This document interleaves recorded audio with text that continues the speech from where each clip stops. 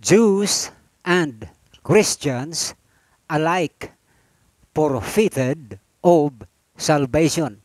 Matthew 7:21 to 23, Matthew 21:33 to 44. Christians' speculation that the singular God of Judaism religion and their triune God had nothing to do with each other is an idiotic conclusion that made them both unworthy for salvation. For unbeknownst them both, their respective God is one and same person or entity. The impostor God, which is the pronoun I of Isaiah 14:14, for which Jesus Christ had exposed as Satan himself, the devil in real life, na nagpanggap bilang Diyos Ama, John 8:44. On that premise, sila nga'y naging di karapat-dapat to be present to the wedding of Jesus Christ na inihanda ng Diyos Ama. None of them shall partake of the banquet of the Lamb's marriage. Never shall they be one of the called, quote-unquote, described in Revelation 19:6-9. Compare Matthew 22:1-10, Luke 14:16-24. But to their utter shame, Jesus Christ will unrelentingly disavow them all. Kailanmay hindi ko kayo kilala. Hindi unawa ng inyong church o relihiyon that the trial, conviction, death, and resurrection of Jesus Christ was actually a theological battle as to whether God per se is plural or singular, conducted in an earthly, illegal proceedings. That was when Caiaphas presumptuously invoked the name of God in vain. Exodus 27, in incriminating Jesus Christ. Matthew 26:63. As such, God the Father, as the supreme, ultimate authority, automatically and immediately acquired jurisdiction in the case of Jewish people versus Jesus Christ for blasphemy, for preaching na dalawa ang Diyos. John 5:18, which is a violation of their monotheistic ideology. And to add insult to injury, to secure conviction, pinatungan nila ng rebellion case si Kristo Jesus for admitting He is a king in the judgment hall of Pilate. John 19:1-24. And so it was that because of their preconceived bias, natalo nga ang kawawang Kristo Jesus. Yes, for a while, it appears that God is singular. Pero ang hindi nila alam na binding pala talaga sa Diyos Ama ang apila ni Kristo Jesus bago siya malagutan ng hininga. Luke 23:46. So much so that after 3 days, an unprecedented twist had transpired. Lumabas ang desisyon ng Diyos Ama. Nanalo si Kristo Jesus. Binaliktad ng Diyos Ama ang death sentence ni Kristo Jesus by restoring Jesus Christ back to life again, but this time in a more glorious possession, no longer as Yahweh, but as the Lord God Jesus Christ, which is almost in all aspect equal to God the Father. Philippians 2:5-11, 1 Corinthians 15:27-28, Revelation 5:1-14. God is not singular. Iyan ang totoong mensahe ng resurrection of Jesus Christ. I repeat, ang mensahe ng resurrection ni Kristo Jesus ay that God is plural, not singular. Otherwise, it would be unreasonable and unjustifiable for God the Father to resurrect Jesus Christ if God is indeed singular, as argued by the Sanhedrin, co-chaired by Annas and Caiaphas. Kaya nga, walang kaligtasan dyan sa inyong singular God ideology, it being a false gospel and the another Jesus. 2 Corinthians 11:3-4 and Galatians 1:7-9. Ang totoong kaligtasan ay para lamang sa mga kumikilala na dalawa ang Diyos. John 5:23, John 17:3. Kaya nga, umalis na kayo riyan sa inyong singular God ideology to ascertain yourselves of salvation. 2 Corinthians 6:17-18. Ang inyong pagkilala ni Kristo Jesus bilang Diyos at tagapagligtas ay walang kabuluhan sapagkat ang inyong Jesus ay ang false Christ na siya na ang Ama, siya pa ang Anak, at siya ring Holy Ghost di umano, which is unscriptural and unbiblical. Ito ang chronology ng theology ng Biblia in line with world history. From Genesis to Malachi through Moses, John 5:46-47, Judaism religion was a worshipper of God the Father through Yahweh. Hence, God is plural, not singular.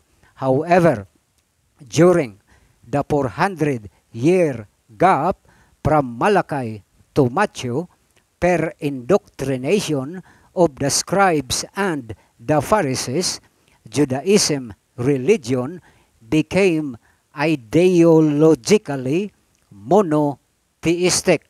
Supposedly, to restore them back to the proper theology, hinubad ni Yahweh ang kanyang pagka-Diyos and became Jesus Christ to personally re-educate the Jews that God is plural, not singular.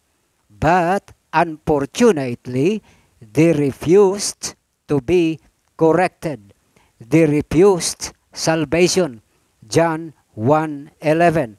Kaya napunta pansamantala sa mga hintil ang kaligtasan. Acts 13:45 to 51. But sad to note that when Paul died at year 65, Acts 20:29 to 31, the Judaizers, the Jewish Christians, ay nagbalik loob sa monotheistic ideology. Sila'y nag-backslide. Hebrews 6:4-6, Hebrews 10:26 to 39, Luke 5:36 to 39. In short, only for 35 years ay aktwal na naipreached na dalawa ang Diyos. From 30 AD to 33 AD, bukang bibig ni Kristo Jesus ang Godship ng Diyos Ama.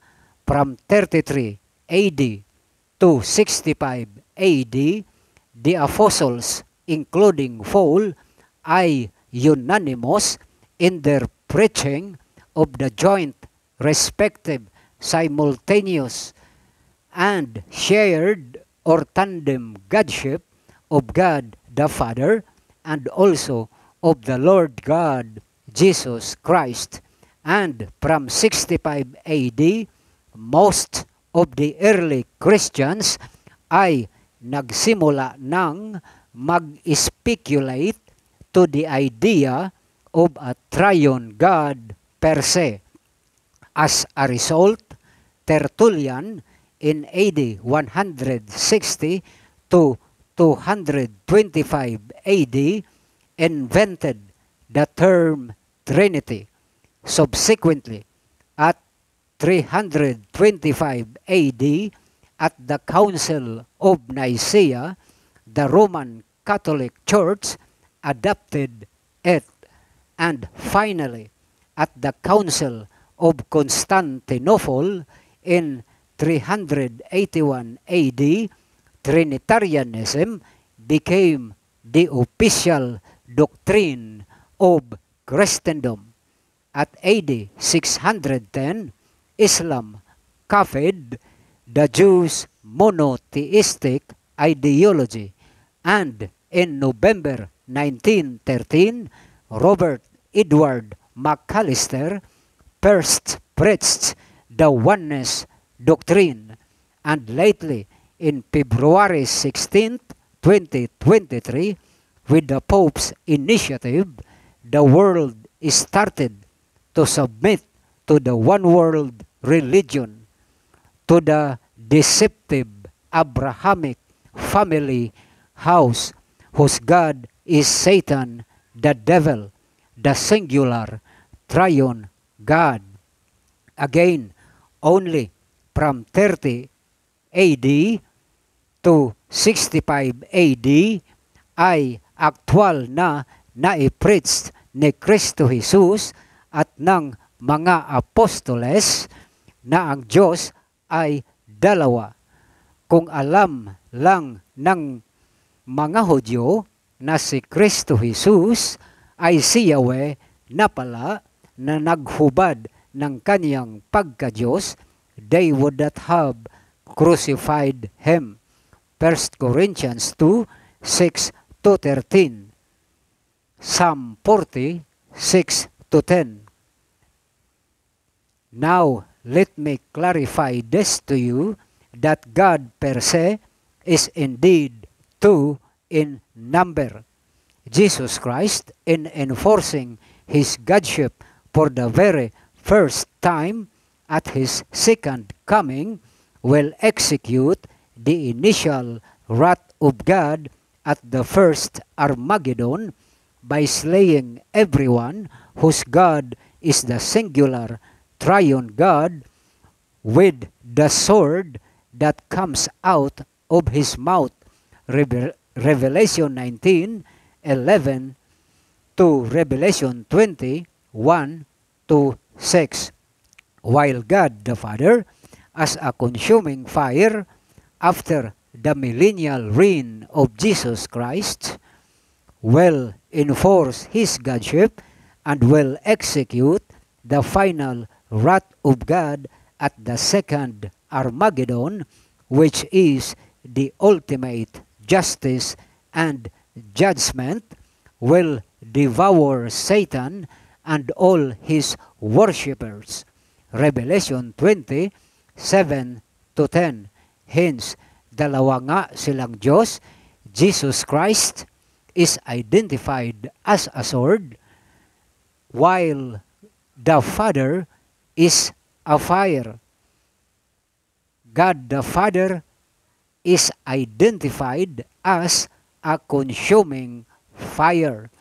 The true God, John 17:3, was never singular nor a triune God. Sila'y binubuo ng Diyos Ama at ni Kristo Jesus, no more, no less. Since the fall of humanity, hanggang ngayon, patuloy sa pagtanggi sa Godship ng Ama at ni Kristo Jesus ang sangkatauhan. Laman nga kayo ng simbahan at palakihan pa ng tithes and offerings and many other financial pledges, pero hindi naman ang mag-amang Diyos ang inyong pinupuri at sinasamba, kundi si Satanas ang inyong singular triune God. Kaya nga, at the end of the day, do not think that Jesus Christ will rapture or save you. Instead, He will slay you all with the sword from His mouth. Nonetheless, mapalad pa rin tayo that by God's grace, through the Holy Spirit, we learned that salvation or eternal life is by acknowledging the tandem Godship of both the Father and also of Jesus Christ, not by receiving, believing, and accepting the singular triune God na si Satanas as God and Savior. Yours truly, Romeo A. Murada, the workman of God the Father and also of the Lord God Jesus Christ through the infilling and indwelling of the Holy Spirit from the Philippines, October 20, 2025. Maraming salamat po and God bless.